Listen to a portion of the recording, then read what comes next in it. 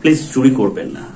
একজন content creator অত্যন্ত কষ্ট করে তার কাজকে এগিয়ে নিয়েছে, তাই তার কাজকে সাপোর্ট করুন, তার কাজকে ভালোবাসুন, কিন্তু তার কাজ নিজের চ্যানেলে তুলে দেবেন না।